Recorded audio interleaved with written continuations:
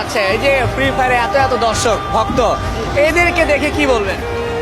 Actually mind blowing. আমি আশাও করি নাই, মানে কখনো ইভেন্ট হয় নাই বা আসার চেষ্টা হয় নাই, মানে সামনে এসে বুঝিও নাই যে এরকম ক্রেজ হবে।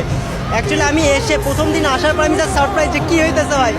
তো আলহামদুলিল্লাহ যে এত সুন্দর ফ্যান বেস ক্রিয়েট করতে পারছি ভাই, আলহামদুলিল্লাহ। কিন্তু আপনার কাছে আমার একটা আবদার আছে, সেটা হচ্ছে যে অ্যাজ এ কন্টেন্ট ক্রিয়েটার বা ই স্পোর্ট জগতের মানুষ হিসেবে কন্টেন্ট বানানোর পাশাপাশি সাবধানতা দেওয়ার ব্যাপারে একটা বার্তা থাকে। ধরুন অনেকেই বলে বা বলার চেষ্টা করে যে ফ্রি ফায়ার বা অন্যান্য স্পোর্টসের গেমসগুলো খেললে বাচ্চা কাচ্চা নষ্ট হয়ে যায়, অনেকে আবার আসলে নেশাক্ত হয়ে যায়, নেশার মতো হয়ে যায় যে গেমস খেলে যায়, তাদের জন্য একটা পজিটিভ বার্তা দিয়ে দেয়।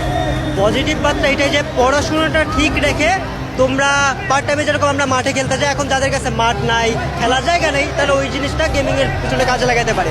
আর প্যারেন্টসদের প্রতি আমার একটাই কথা, আপনার ছেলে বা মেয়ের যদি ওইরকম পসিবিলিটিস থাকে যে তারা এদিকে শাইন করতে পারবে, পড়াশোনার পাশাপাশি তাদেরকে এই জিনিসটা সুযোগ করে দেন।